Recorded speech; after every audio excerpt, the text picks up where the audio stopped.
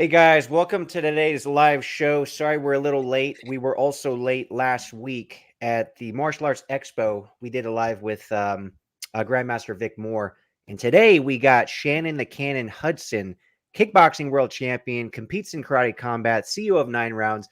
There's a lot to talk about today. In general, though, join me and my co-host Brian the Beast Robinson. We go live every Saturday, usually at 12 o'clock Eastern time, but sometimes that'll change. And there's a good reason for that change because Shannon, you had just got finished sparring because you got an upcoming fight, another one in karate combat. So how'd your sparring go earlier today, by the way? Yes, sir. Well, thank you.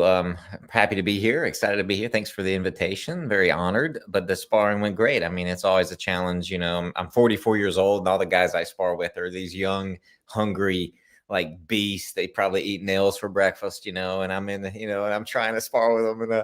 But it's a blast. I love it. 40s, I think if you live healthy, obviously you work out. I'm assuming you eat healthy. I'm in my 40s. Like, I still feel like I'm in college. Like, how are you holding up as a professional fighter compared to when you were younger compared to now? Yeah, it's a great question. I mean, I feel I never stopped, even though I haven't competed in 12 years until just recently. I never stopped training. Martial arts is when you're a lifer, man. I mean, you always train. Just because I haven't competed doesn't mean I don't train. So I've always stayed in great shape. I've always taken care of my body, and good shape and fight shape are two different types of shape, two different types of conditioning. So I just had to up my training and tighten down the diet and do a few things. But my body feels great. I don't have any real major injuries. I've had a few broke hands, a broke nose throughout my career. That's common. Everybody has that, right? I mean, that's normal. Bruised ribs, but I haven't had any major like knee problems or hip problems or any major. And I'm very blessed. And my eyes are good, and so I mean, happy to be here. I feel good. I feel 24. I'm 44, but I feel 24. My wife will tell you I act probably 14. So That's funny. Yeah, that keeps you young, man, having that kind of an attitude for sure, man. Let's start at the beginning though. Like, when and why did you get into the fight world exactly? yeah, I know, it's a story I tell a lot, and it's in my family. My brother is almost 9 years older than me, and he started karate when I was born in 1979 here in South Carolina at a local karate school. He saw a kid at a talent show and do the nunchucks, and he's like, I want to do that. So mom and dad took him to karate school thinking, after a month or two to blow over, and then he'll go to baseball or he'll go to, and then here we are 44 years later, we're both still doing it, and my brother got into kickboxing in the 80s. That's when kickboxing started making its way on ESPN, and he said, I want to be a world champion kickboxer. And all those great fighters back then, that we all know in the kickboxing world, the Brad Heftons and the Rick Rufuses and the Jean-Yves Terrios, and those guys were the ones that he idolized. And my brother ended up winning 2 world titles as a kickboxer. And nice. So, yeah, Kevin Hurricane Hudson, he had a great career. He was an amazing fighter. And so what do? I follow that, when I do karate tournaments as a kid. And then when I turn 16, I start amateur boxing and amateur kickboxing. I would do both. And I would do a Golden Glove tournament, and then the next weekend go do a kickboxing event. And I had this like crazy, I'd love to compete as a kid. That competition bug got me, and I just would go anywhere and fight anybody, almost any, on a whim, and in the amateur days. And then in 2004 or 5, Chuck Norris League started up, called the World Combat League. I was honored to be. I was on every season of that, and I got to fight 3 seasons with that. And then after that, fought for a world title in the IKF, high kick above the waist. Won that in Canada, and world title in 2011. And that's my martial arts career. I've had some amazing mentors and trainers over the years, and earned black belts, from several different people and styles. And I just love the martial arts, man. I recently went to Korea, and going to Australia, I stopped. The layover was Korea. My wife and I was like, let's stay a few days. And I was like, well, I got to go do a Taekwondo class. Oh, I'm sure. not a Taekwondo guy, but you know what? I'm going to learn. And I set up a private lesson. My wife helped me set it up. And I put on a white belt and I put on the dobok, and I go do an hour and a half session with this guy that was an incredible kicker. And I learned so much from him. And so it's just having that mentality of always training and always learning, the white belt mentality all the time. So, yeah. Oh, yeah, you gotta If I have ask that, a real keeps you quick humble. question, just somebody like you who's their entire life been driven to be in the fight aspect, not just doing the martial arts. Like, where did that come from? The desire to fight, to get in there and test your fortitude. Well, I think with my name, Shannon, that's how I got picked out a lot. You ever seen that? You know the Johnny Cash song, "A Boy Named Sue"? So Yep. that's no. Honestly, I mean, martial arts gave me. I was telling my wife this the other day. I think as you look back when you get older, you realize, martial arts gave me structure. It gave me a place of belonging. It taught me how to set goals as a kid. White belt, yellow belt, orange belt. It taught me so many lessons, and it really kept me from like straying and going.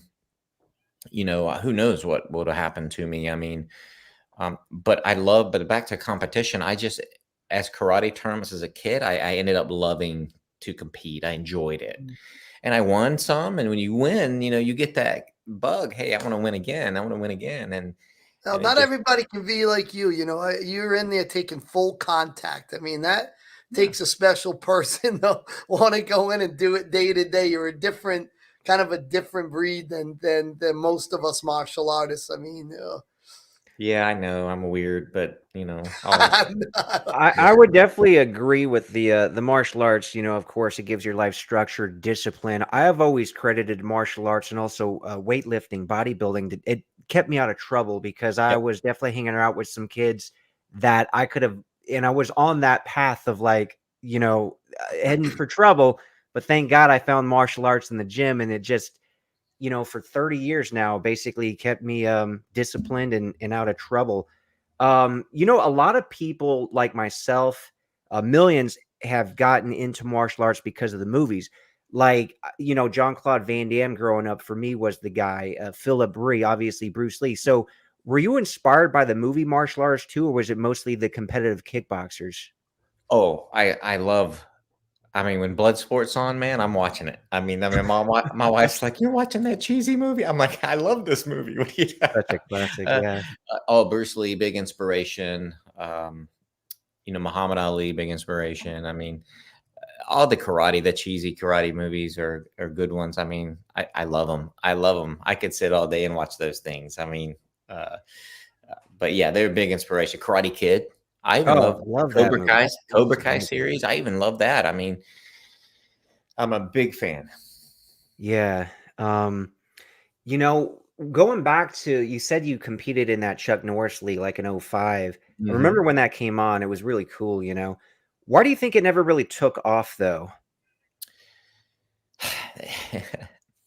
Yeah, that's it was very fun. And the sad thing about it is some of the events when you went to them, they were empty seats Wow.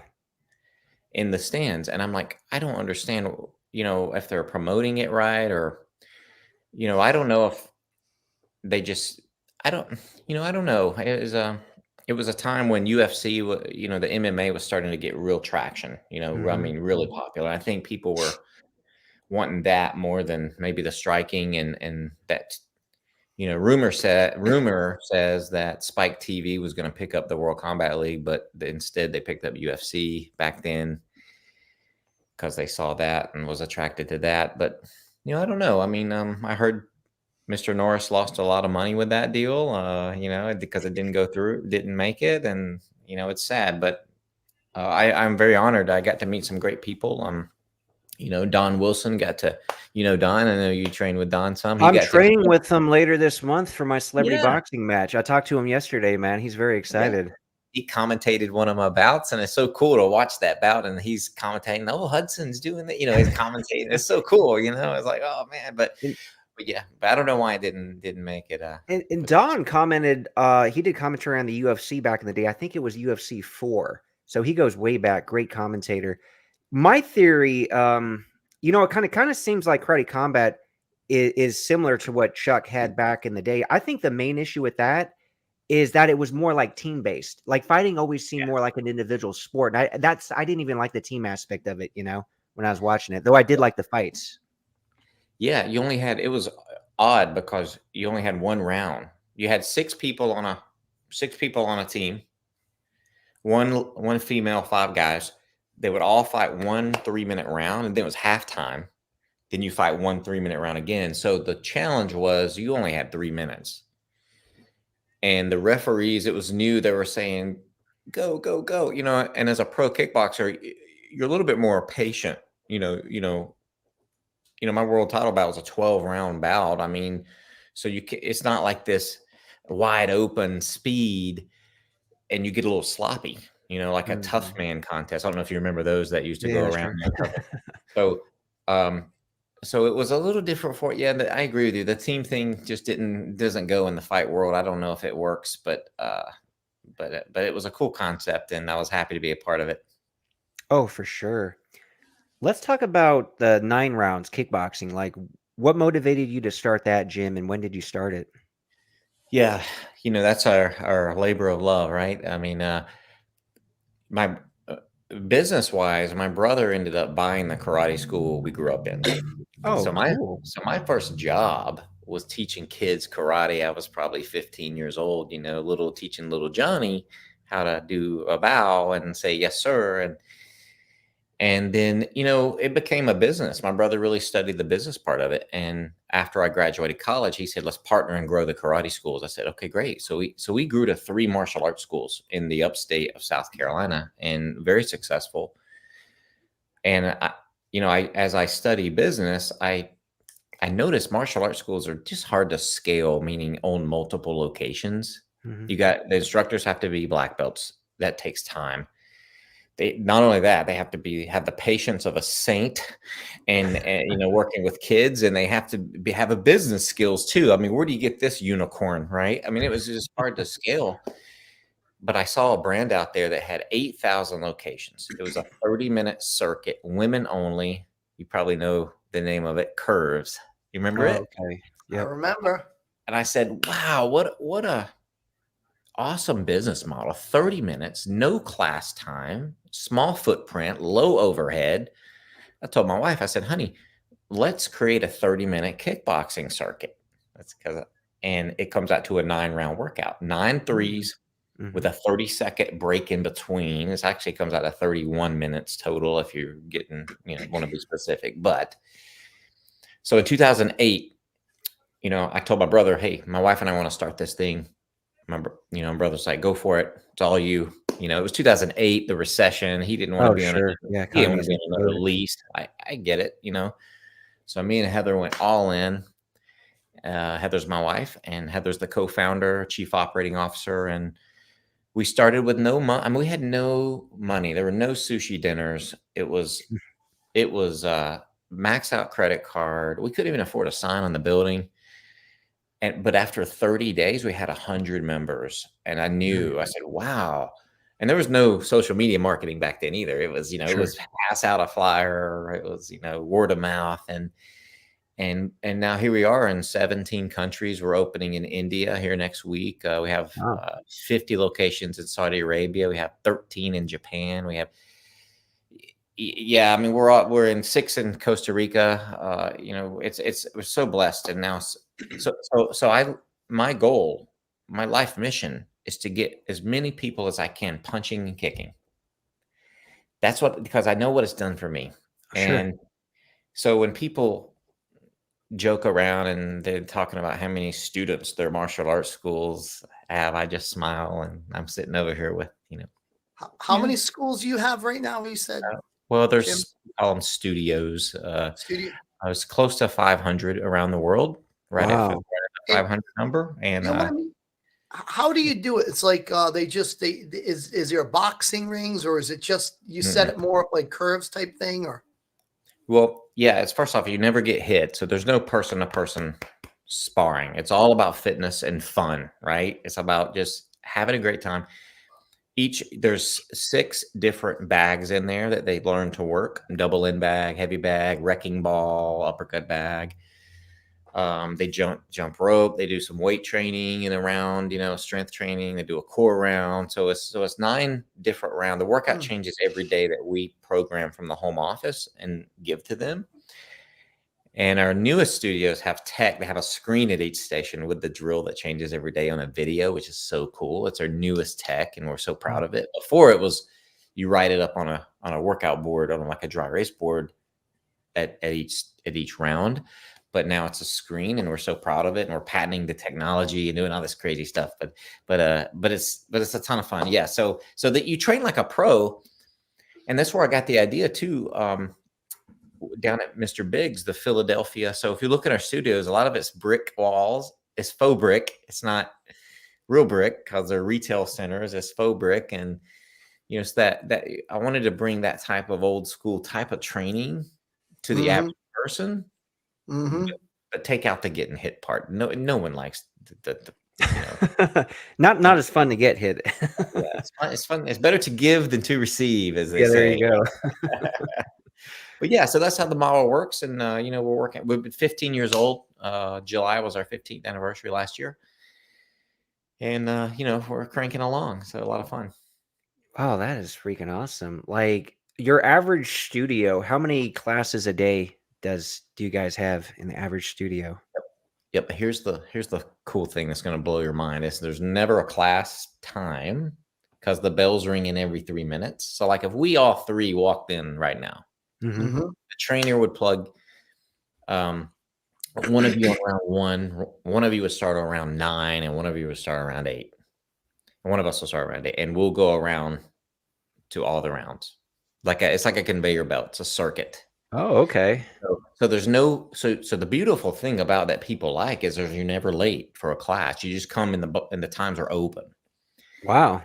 And so you could come in at 5:34 or 6:13 in the morning and get plugged into one of the stations and go. And our latest model we're very proud of is open 24/7. Wow. And there's trainer-led times of day that the trainers are there working the circuit. But then because we have the screens and the tech, you don't have to have a trainer to guide you around. You can go around on your own. So now, the latest thing is, so our big unique selling proposition for a customer is the convenience factor.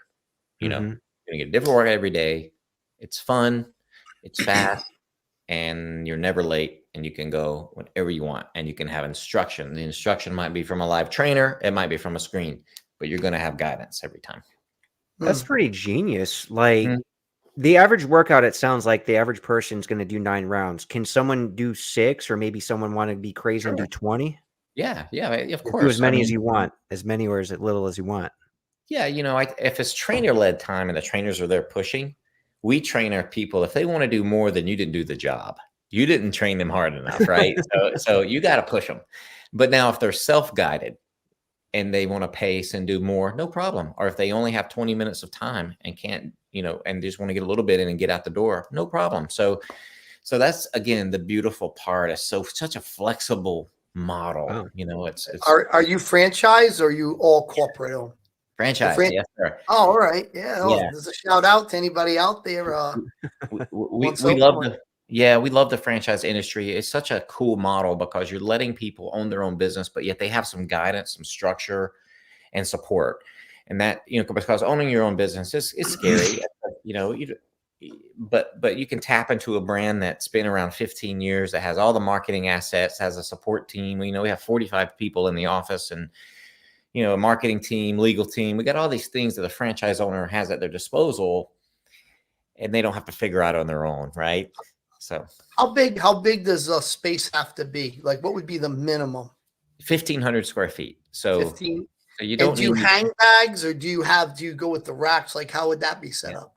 Yeah, we have we fab a metal fab. We call it a hangman system. It's a metal structure that holds the bag. This way we can hang them, or we can put them where we need them, because you hang from rafters, you don't always have the rafter in the right place or the structure. And retail wise, we've learned too, we're noisy. I mean, you know, we got bells ringing, a speed bag. You know, you've heard it. I mean, if you're next to a nail salon and the speed bags roll, or you're next to a dentist office and the speed bags just purring, I mean, they're like, what the? So we've had to be really careful of like who our neighboring tenants are, and even soundproofing. We've had to get really savvy on how to soundproof walls and mitigate sound, and you know, sound engineers and all this jazz. I mean, it's not. It sounds like when I sit here and say 500 locations, you're like, oh, great, but it's been a tough road, man. It's been a hard road, you know. And what's your biggest one? How big is the biggest? Well, our biggest ones are overseas in Saudi Arabia, because by law over there, they have some, you know, different rules and laws.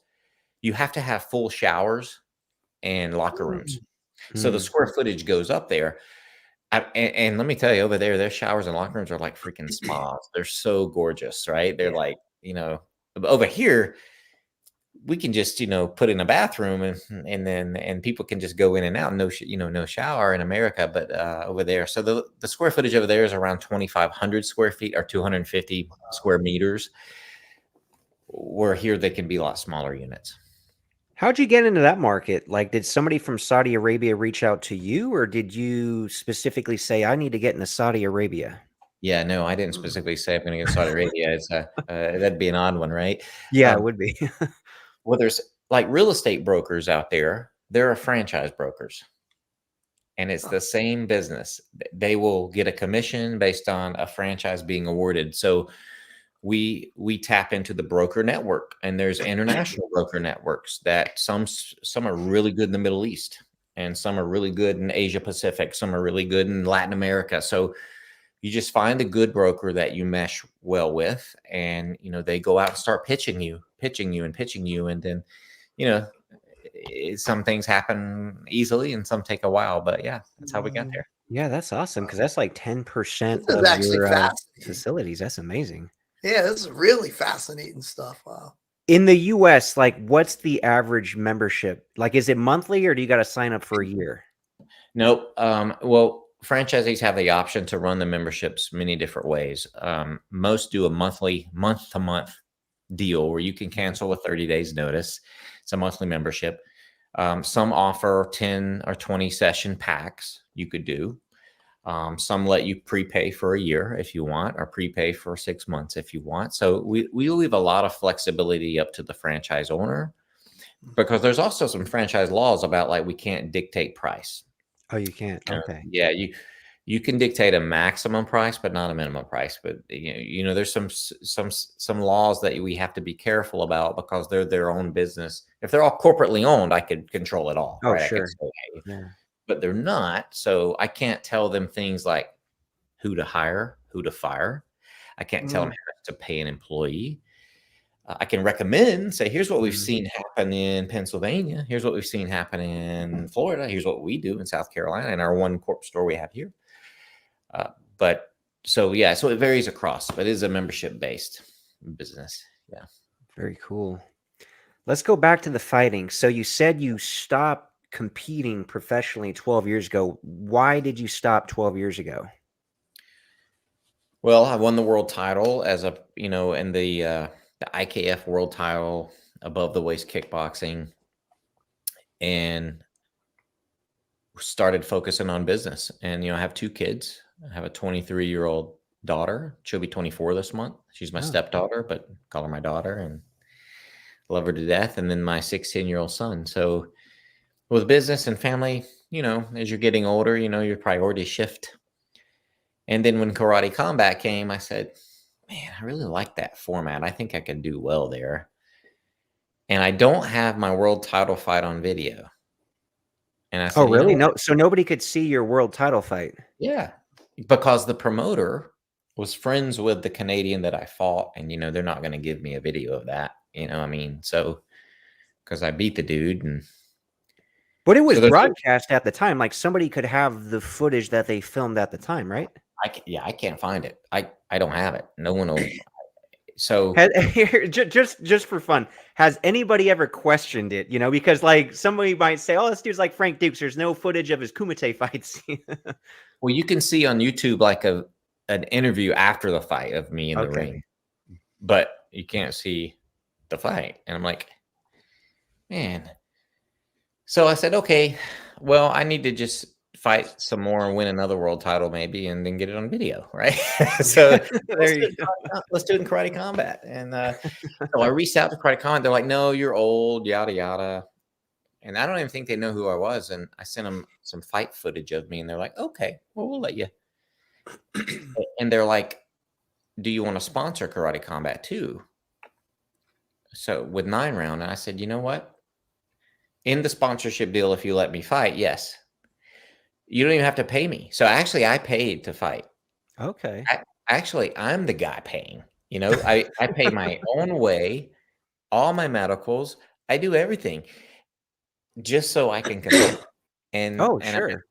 and I'm at the level now I can afford to do that. And I'm the only fighter with my company name on that pit. I seen that, know? and everybody watching, you can watch that fight now on YouTube. Karate Combat posted it on their channel a few days ago. Great fight. How many views did you say that fight already got on YouTube?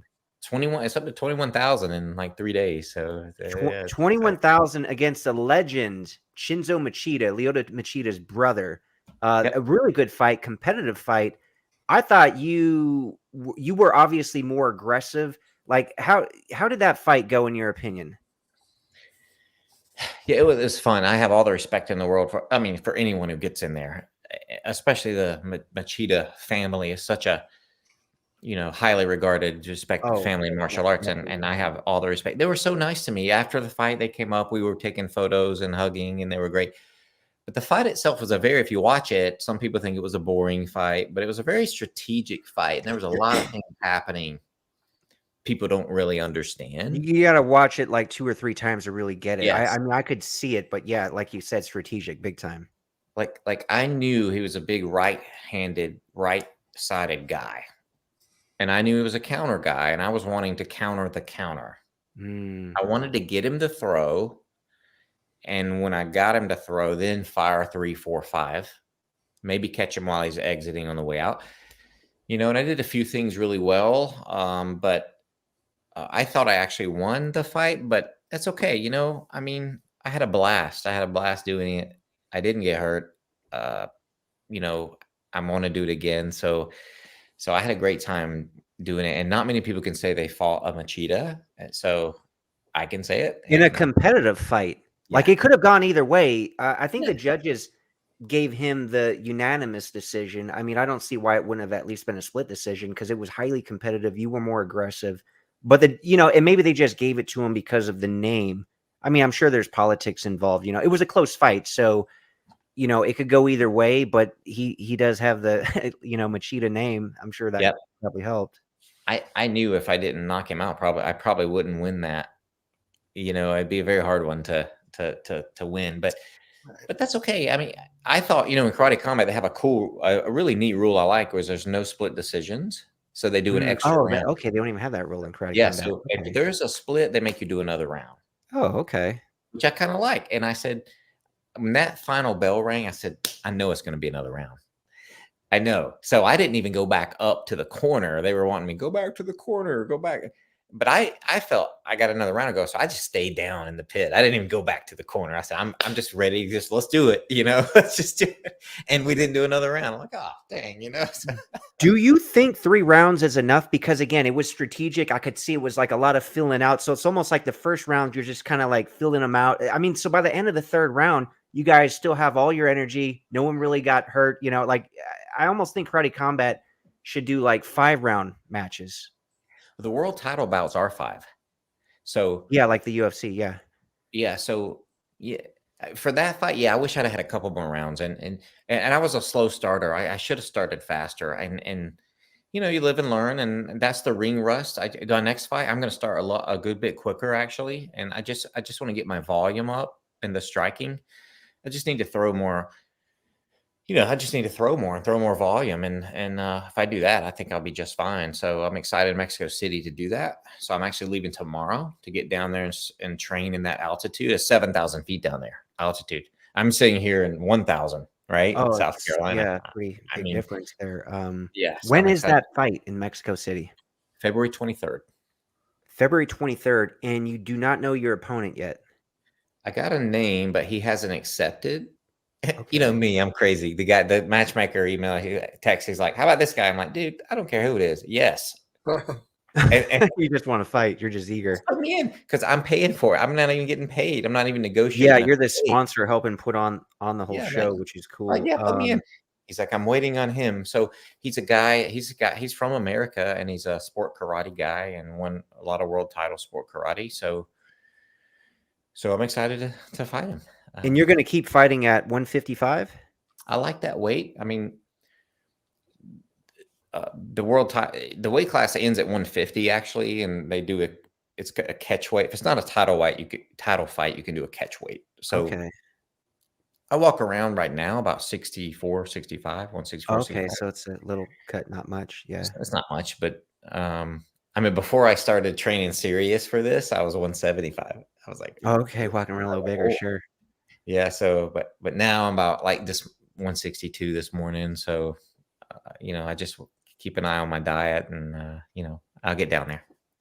For sure. And during that last karate combat fight against Machida, it was funny because I seen Brian's good friend cornering you, Xavier Bigs. Yeah, The best padman in the country. Oh my gosh, he's such a legend, man. I mean, I've known him for about 20 years, and he trained, worked with my brother a lot, and he used to have a gym in Greensboro, North Carolina. So he would drive from Atlanta to Greensboro and stop here in Greenville and train my brother, and me, and I'd go down to Atlanta to the gym I saw you guys at, and I'd go down 2-3 times a week. I would drive down, drive back same day, train. Oh, how far is that drive? 2.5 hours one way. Okay, it's long, Yeah. but not too horrible, but kind of long. Yeah. Yeah. So, And it's interesting. You had our first event for the Circle of Legends. yeah. I help sponsor it as well. And Thank you so much. yeah, Thank you. He's doing a great Helping thing, And if you ever have any of your 9 rounds in cities want a boxing legend to pop in once in a while, let me know. We had some of them who are out there who are forgotten but have amazing things to share. Yeah, no, I mean, if you just hang around Mr. Biggs, you're gonna hear some really cool stories about fighters and his fighting, and yeah, it's just so fun to be around him and know him. I think of him like people think boxing is separate than martial arts. I think it is a martial art.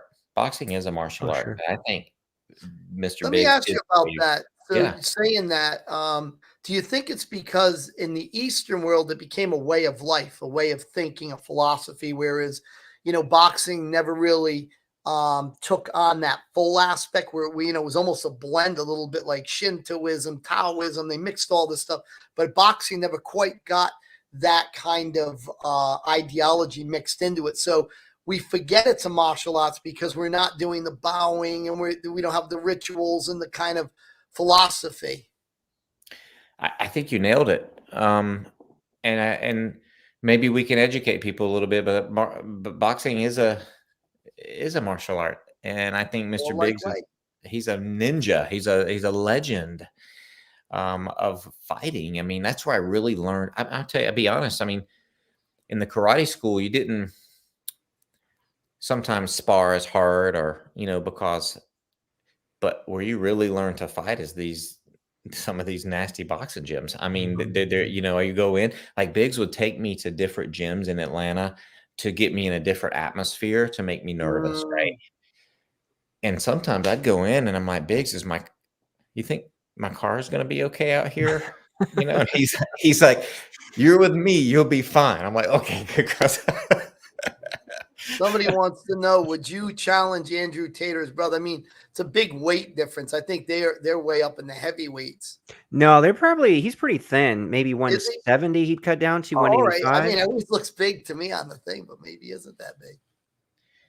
Yeah, I don't know Andrew Tate. But you don't know who Andrew Tate is? Not much about him. He's huge on social media. He talks always about breaking out of the matrix, right? We're all like slaves to this matrix thing. So he got, he's an interesting guy, but he's an ex-world kickboxing champion like yourself. That's awesome. Yeah. That's awesome. You'd Yeah, I probably mean, take any fight, though, it sounds like, so you probably would fight him.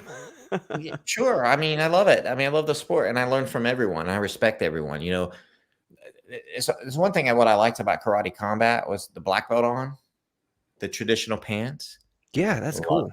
Love it. What I don't like is when they're allowing, you know, all the trash talk and I gotta get the big drama going, you know? yeah, I think it's kind of silly. I think the minute you put the black, if you want to attract families and kids and get a ton of eyeballs on that sport, Mm. you have to make it family friendly. I'm telling you right now. Let me ask you about that, Shannon. Do you think that was the problem?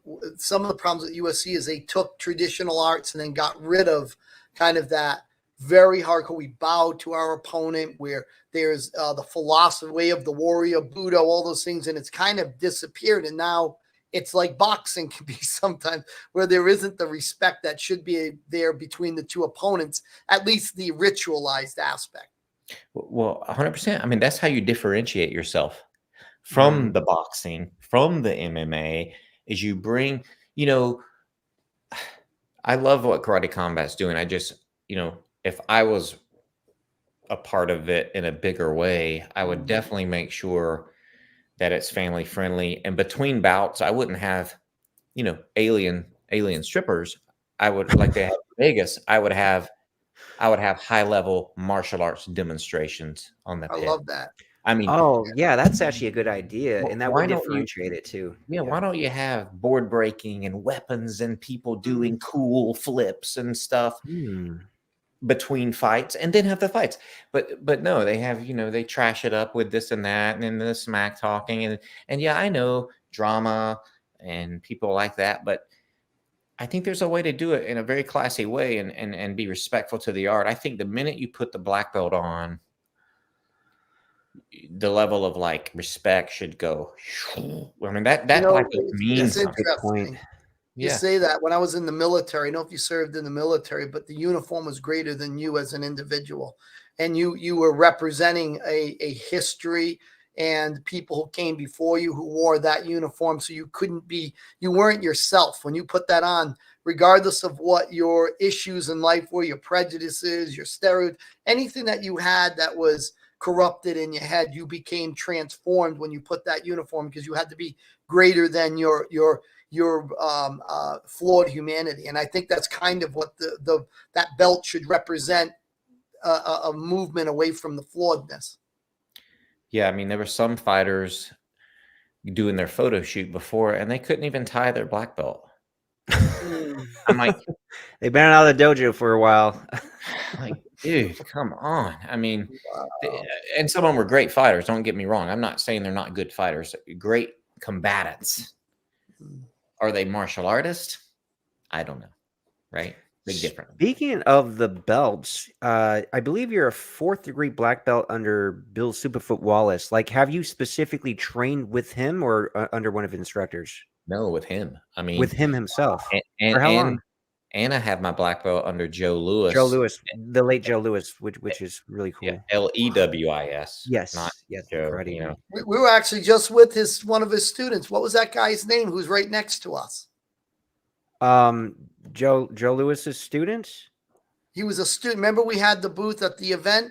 There was a guy right next to us who was Joe Lewis's. I mean, there were so many great people at that event. Like, and I was barely at my booth, by the way, because I was making the rounds, talking to everybody. So yeah, you probably know the guy. He was with Joe. I probably Lewis know the guy. You know, I mean, but there's like 50 guys there that I know, 100 guys. You know, so well, Joe, I'm so proud about that black belt because Joe was alive.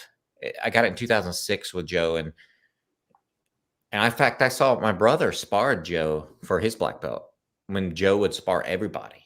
okay. Joe would spar everybody. He would kick you in the nuts. He would and spar with you and hit you as hard as he could. And if you pass, and if you didn't get knocked out, you passed his test. That's how Joe was. You know, it was like that kind of guy. I didn't get to spar with Joe, but Joe watched me spar, and I learned all the combinations from Joe. And Joe and Biggs were super close. I don't know. A lot of people don't know. Oh, I didn't know that. That's what? People don't know this. Yeah, Joe when he saw Biggs, he would give Biggs hand pads and say, "Let's go practice." And they would go in the back and they would be at an event, but they'd be back there learning combinations. And What a connection. I know, and people don't know that. And that goes back to Bruce Lee too, right? Because Joe Louis was a big. Can you talk about that a little bit? I'm a huge Joe Louis and Bruce Lee fan, but somebody who saw it being taught from Joe Louis. What did you experience when he talked about Bruce Lee? He said Bruce was just very charming guy, very fast, very, very quick, very athletic, and very, very just charming. And he trained with 2 years from Bruce. And, he didn't talk bad about Bruce, or he didn't talk much about him, but then Bill, Bill got his black belt under the same school in Japan in Okinawa that Joe got his black belt with. Same instructor. Bill was just there a year later than Joe. And then those guys came back and pioneered karate into full contact. But Bill, I mean, we're very close with Bill. In fact, we source a lot of Bill's products for him, his gloves, and Bill uses our filming studio to film his curriculum. And I've gotten my 4th degree black belt with my 3rd and 4th under Bill, and his test is hard. It's not an easy test. When people do it, it's pretty challenging, and he's incredible. Well, what is Bill's test exactly? Yeah. Well, first off, he's going to drill you on technique. Mm-hmm.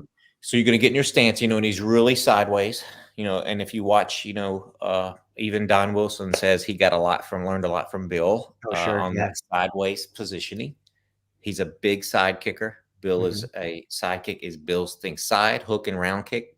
You never see Bill do a front kick and then Bill likes to stay long. I mean, and if you get in the pocket with Bill, he's going to teach you how to get back out so he can kick, because that's where Bill wants to be. He does not want to be Bill can box. Don't get me wrong. He spent a lot of time in the boxing ring, but all his moves are geared to get him out of the pocket and get him back where he can fire that side kick and fire the kicks. But so you'll do drills with him. Then you'll do partner drills with him where you have to, kick at your partner and back and kick at your partner and back. And then you'll hold his arm and keep your leg up and do all the conditioning kicks. Yep. Oh my gosh. And that's so hard. He'll make you hold it out there and back and hold it out there. And he's a very funny guy, joking around a lot. And, he's awesome. And then you'll spar at the end. He wants to watch you use the moves, the Bill Wallace moves, spar, not just go out sparring. So, and he's got some good stuff. If you watch my Chinzo fight, I do a side kick, and then the next move I pull it to a hook kick, and I slipped, but the hook kick nailed him because I had trained Chinzo on that side kick, and then came the next time up top.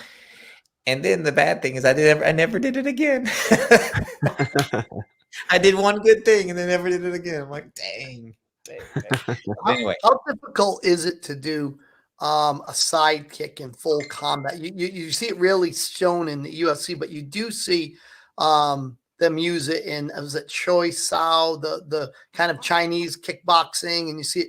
But how difficult is it to pull it off in actual full contact? It's an underutilized move. It's super underutilized. And you look at some of the greatest kickboxers ever, the Rick Rufuses, and they used a great sidekick. I mean, the Benny the Jet. I mean, great sidekick. I mean, yeah, especially his spinning sidekick for sure. Yeah, and a spinning back kick. Oh my gosh. I mean, those moves are so underutilized, but very powerful and very good, and hard to get out of the way of. Even if it hits you in the arm, it's so powerful. It's going to pull you back, right? I mean, so I'm going to even work it more, and it's a move that I think. Maybe it's just because it's flexibility. Maybe a lot of people can't do it well. I don't know for flexibility work purposes, but I like the kick, and I'm going to utilize it more. I'd say the guy that utilizes it the best that I've seen in the UFC, Stephen Wonderboy Thompson. Totally, he's had a lot of success. Yeah. We grew up. We fought on a lot of the same amateur cards together, me and Stephen, and he was just a heavier weight class than me. I mean, all of them. I mean. And he is an incredible striker, and he uses the sidekick great. I mean, so it can be done. It can be done. And is it hard to land? Maybe. But even if it hits the arms, it's still powerful, you know. Yeah. Oh, for sure. Have What you? about Joe Rogan's kick there? You ever see that one? It's kind of like Yeah. that modified, that thing's frightening. Dude, that guy can kick. I mean, that guy can kick. It's impressive. Yeah, it's very impressive. Yeah, he's got some crazy power. Hey, by the way, where'd you get your nickname, the Cannon? It's the only thing that'll rhyme with Shannon. So I'm like, all right, I'll be the Cannon. You had to take it by default. Okay, so you just like called yourself the Cannon yourself. It's like, okay, that rhymes, works. Yeah. It's like Brian the Beast. There's no beast. It just rhymes with Brian. Yeah, it just sounds good. Flows Rolls good. off the Flows tongue. good. Yeah. Yeah, it flows really good. Have you ever trained though with Stephen Wonderboy Thompson? Yeah. Yeah. My brother and I used to go and work out with him all the time, and his dad. I mean, they're incredible. I mean, in fact, I live right down the road from them. So we don't talk much. I mean, Stephen went the UFC route and, did really, really well. I'm super proud of him. And he's always been a super respectful, great guy. So, I wish him the best. And, I'd love to see him. I mean, he commentates Karate Combat some. I'd love to see him jump in there. He would do amazing. I mean, I'm sure he'll be in Karate Combat because it looked like he was going to make one last run in the UFC for the title, right? But then he did lose that fight, his last one against a much younger opponent. So, but he's still like right up there, maybe not for the UFC title. He had a couple chances against Tyron Woodley, but I predict we'll see him in Karate Combat. It just seems like a natural fit, Yeah, he would spank anybody in there. I mean, it'd be great to see him fight Raymond Daniels. That almost happened. Yeah, well, it happened in the World Combat League for 30 seconds, and Stephen blew his knee out, unfortunately. Oh, geez. It was, but that would be a great one to see. Everybody wants to see that. But yeah, I mean, he uses the sidekick good too. Yeah, so he's great with it. Oh, yeah, for sure. I always stunk with it, so I'd have to train with you a little bit to get with Bill will train. We didn't kick bags in the old days, we just always were kicking air. And I think you really learn that penetration. You probably kicked the bag a lot. Totally. Yes. Yeah. 100%. Yeah.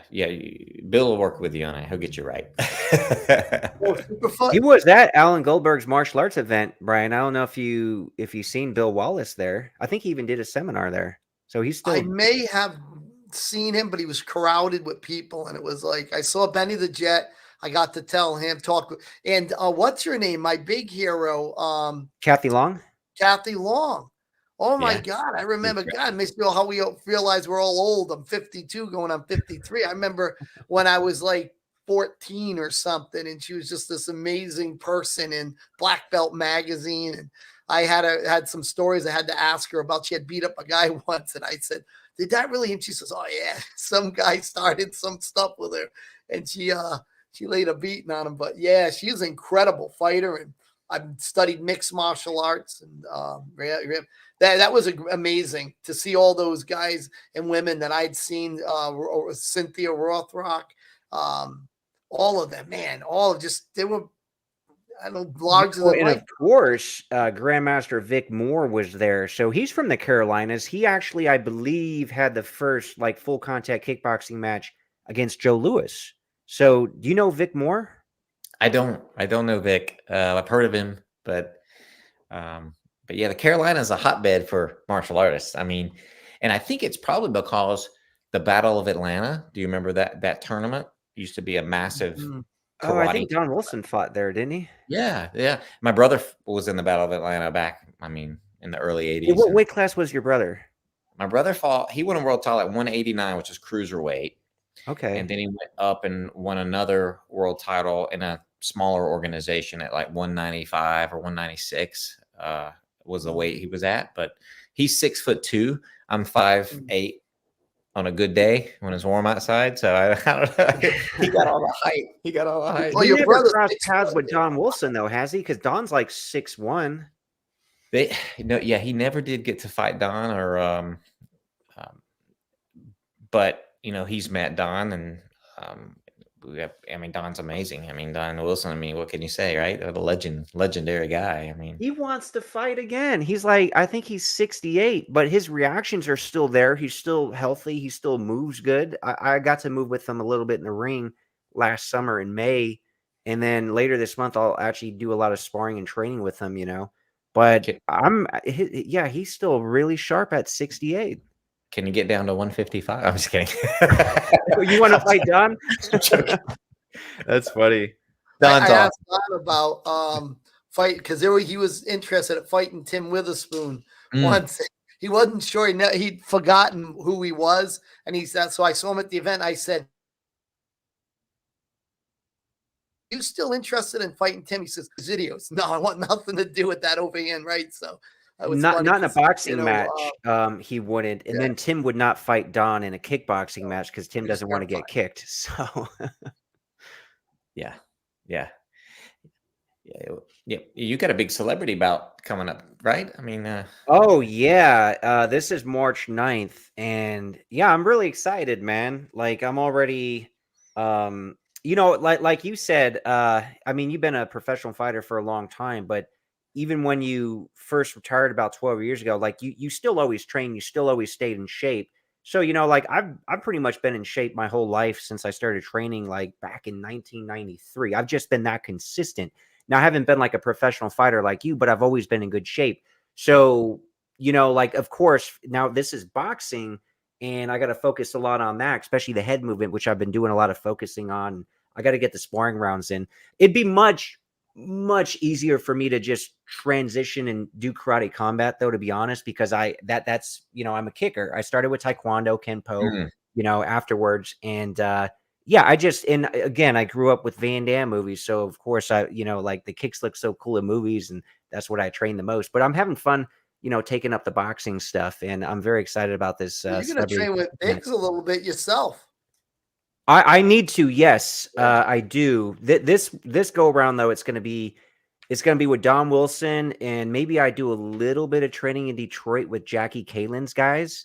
Jackie Kalin is, of course, they made the movie Against the Ropes with her starring Meg Ryan. So she's very influential in the boxing world. And I'm quite honored to have her, as part of the team. So, but yeah, it'll be exciting, man. I'm excited. And, hey, we should get you in because you had a boxing match at the Circle Legends against the chess boxer guy. Yeah. First time I met him, it was great. It was a lot He's of actually fun. pretty good. I've seen videos. Now, the bummer was, and I think I told you, we flew Spirit Airlines and our plane was delayed 3 hours because some lady OD'd on it. And then some other lady almost got arrested. It was a nightmare flight. So we got there 3 hours later than we anticipated. So this was after your fight.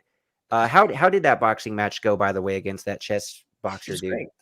Yeah, it was just 3 rounds. I mean, 3 2-minute rounds. So it was a lot of fun. It was anytime I can do that little exhibition in front of a crowd, it's just great for me because you get the little bit of jitters and little nerves and, it help mimic the fight arena.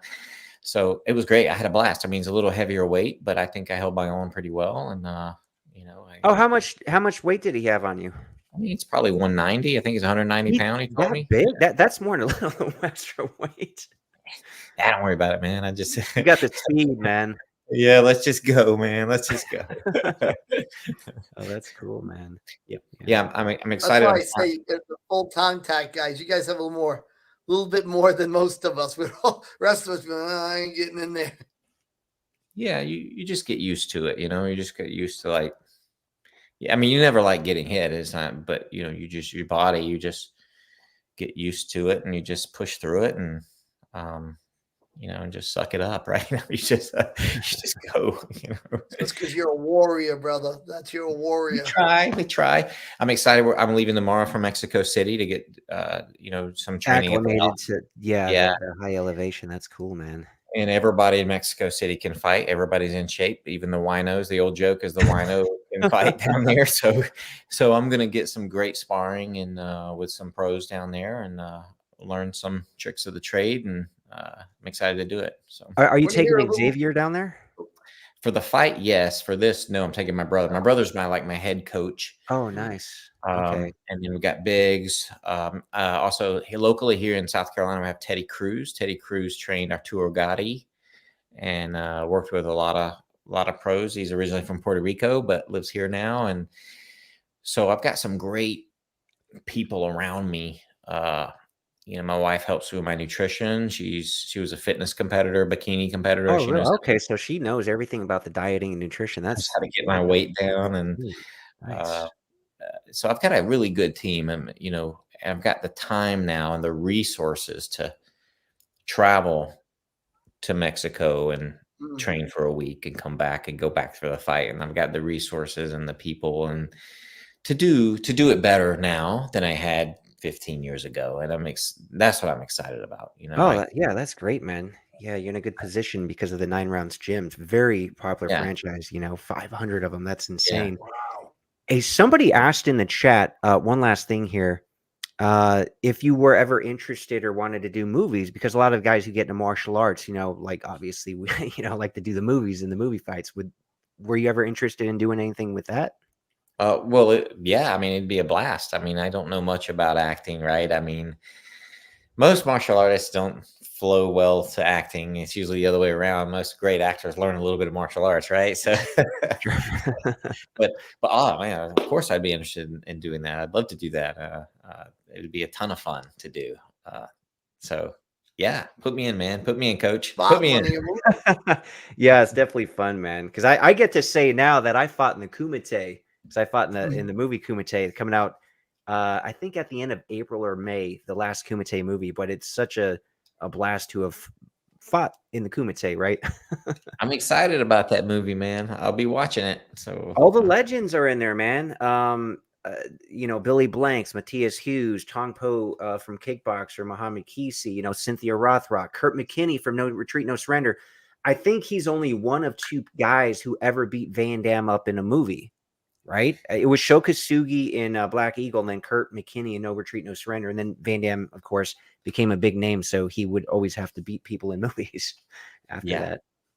Yeah, well, man, congrats to you. You're doing some great things, and I know you love martial arts, and it's awesome to talk to people that love it like I do. It's awesome. Oh, for sure, man. Okay, we're gonna wrap this up here. We usually go about an hour. Can you hang out for like a second though after we cut this?